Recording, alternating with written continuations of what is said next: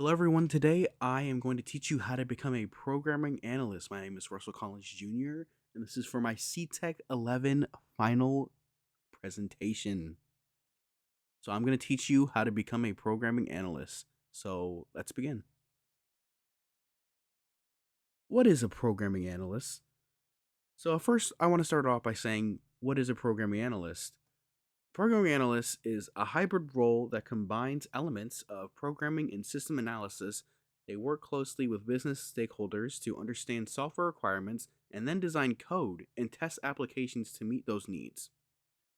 Programmer analysts bridge the gap between technical expertise and business domain knowledge, ensuring software solutions align with organizational objectives.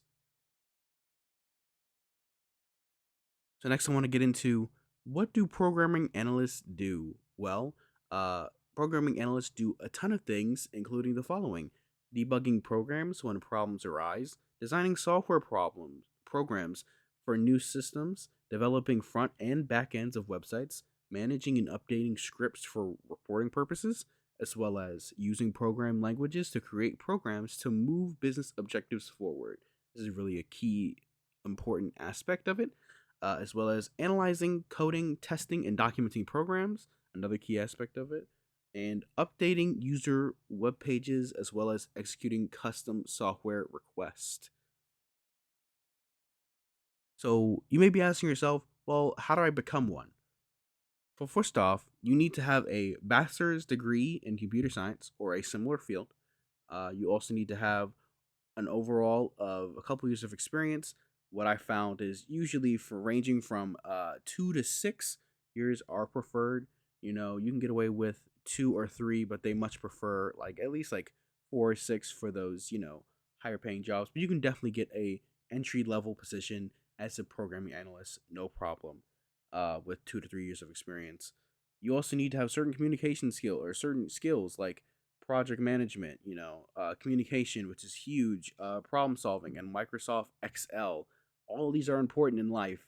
Uh, you need to have all of these in life, excluding being a programming analyst. I believe personally, and programming analysts require these skills to have.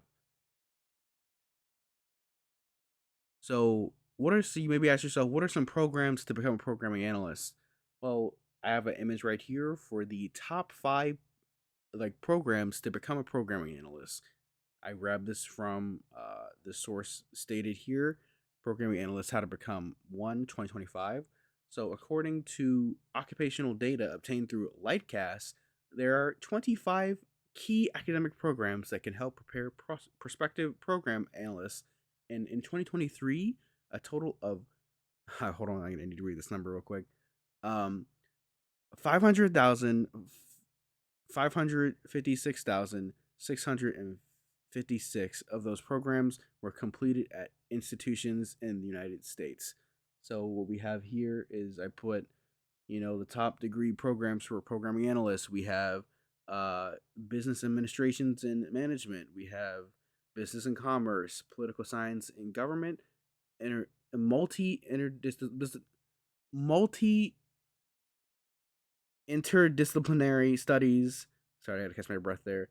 And organizational leadership. These are the top 5 programs to get into if you want to become a programming analyst and you want to get a foothold in your door. Uh, Next, we're going to talk about how much money do they make. So this is a big topic. How much money are you thinking about you want to make, or where you think you'll be headed if you choose down this path. So according to Glassdoor, the average salary for a programming analyst is $103,545,000 per year, according to Glassdoor, depending on the experience and location.